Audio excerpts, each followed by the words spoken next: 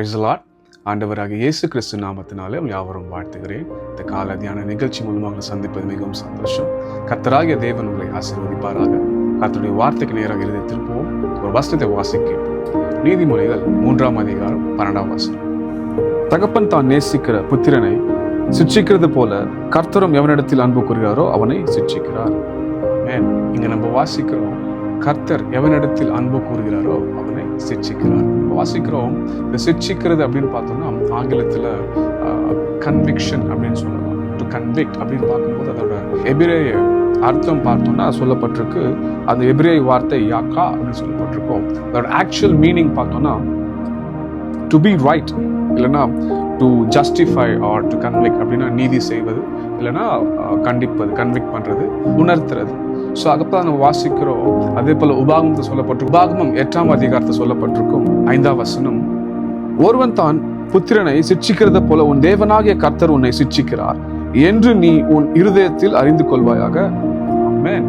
சொல்லப்பட்டிருக்கு. கர்த்தரை பற்றி நம்ம நல்லா அறிந்திருக்கிறோம். அவர் பாசம் உள்ளவர், நேசம் உள்ளவர், நம்மளை அதிகமாக நேசிக்கிறவர். எவ்விதமாக ஒரு தாயும் தகப்பனும் ஒரு பிள்ளையை வளர்க்கும் போது எவ்விதமாக அட்வைஸ் பண்ணி அவங்களுக்கு சொல்லி நல்லது சொல்லி கெட்டது செய்யக்கூடாதுன்னு சொல்லி எவ்விதமாக அவங்கள வளர்க்கிறாங்களோ அதே போல் நம்ம கர்த்தரும் அநேக காரியங்கள் ஆவியானவர் நம்மளோட இருக்கிற ஆவியானவர் நம்மள அநேக நேரங்கள் நம்ம தவறு செய்யும்போது அவர் நம்ம கண்டிப்பார், உணர்த்துவார்.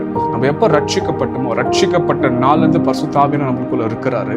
எந்த அளவுக்கு நம்ம ஆவியானவரோட வளர்கிறோமோ அந்த அளவுக்கு நம்ம செய்கிற தவறுகளை அநேக நேரங்களில் எல்லா வாட்டியும் நம்ம ஏதாவது தப்பு செய்ய போறோம்னா நமக்குள்ள இருக்கிற ஆவியானவர் நம்மளை கண்டிப்பார், உணர்த்துவார்.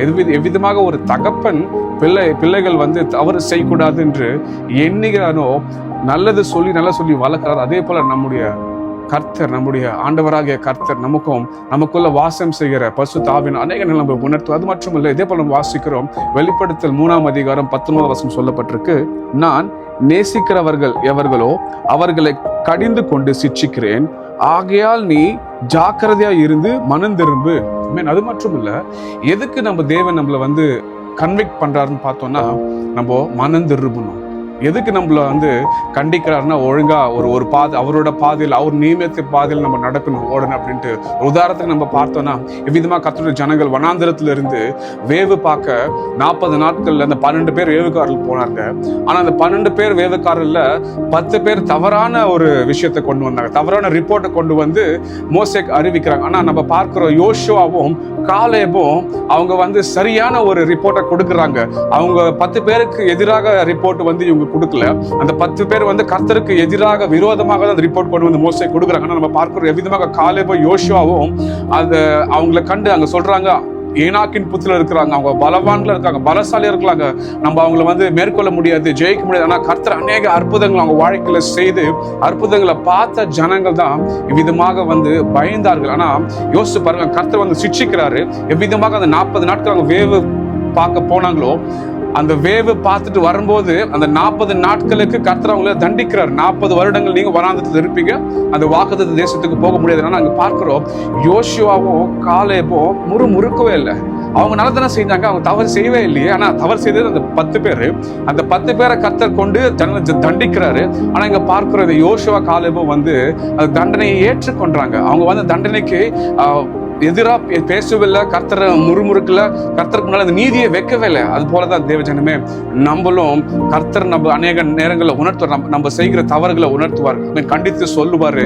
எதுக்கு செய்யறாருன்னா அது நம்மளை மனம் திரும்புதலுக்கு நேராக கொண்டு செல்லும், தவறாக வாழாதபடி கொண்டு செல்லும். ஆமென். கர்த்தர் நீதி உள்ள தேவன். அவர் என்றென்றும் நம்மளை நேசிக்கிறார், நேசித்து கொண்டே இருப்பார். வசனம் சொல்கிறது, தாய் தன் பிள்ளைகளை மறப்பாலோ அப்படின்னு கேள்வியோடு முடித்து சில நேரத்தில் மறக்கிறாங்கன்னா, நம்முடைய தேவன் தாய் தகப்பன் நம்மளை மறந்தாலும் கர்த்தர் ஒருபோதும் நம்மளை மறக்க மாட்டாரு. அதே போல அவர் நம்மளை கண்டிப்பது, நம்ம சரியா வாழணும், நம்மள டிசிப்ளைன்டா வாழணும், அநேக நேரத்தில் நம்மளை கடிந்து உணர்த்தது, நம்ம ஒழுங்கா வாழணும், சாட்சி உள்ள ஜீவிக்கணும். அதான் வசனம் சொல்கிறது, அழகா சொல்கிறது இல்லையா? தகப்பன் தான் நேசிக்கிற புத்திரனை சிட்சிக்கிறது போல கர்த்தரும் எவனிடத்தில் அன்பு கூறுகிறாரோ அவனை சிட்சிக்கிறார். ஆமென். அந்த சிட்சை நம்ம ஏற்றுக்கொள்ளணும், அந்த கரெக்ஷனை ஏற்றுக்கொள்ளணும், அந்த டிசிப்ளினை நம்ம வாழ கர்த்தர் நம்மளை வலியுறுத்துறார். நம்மளோட இன்றைக்கு பேசியிருக்க கண்ணில் முடிச்சு. நல்ல தகப்பனே, பரிசுத்தாவின அப்பா, இந்த கால வேலைப்பா ஒரு சத்தத்தை கேட்க பாராட்டின கிருபைக்கு நன்றி ராஜா. ஆமென். தேங்க்யூ ஃபாதர் அப்பா. நீர் எங்களப்பா அன்பு கூர்ந்தீரப்பா, அன்பு கூர்ந்து கொண்டே இருக்கீங்க ராஜா. ஆமென். எவ்வளவு அன்பப்பா, உங்களுடைய அன்புக்கு அளவேல ராஜா.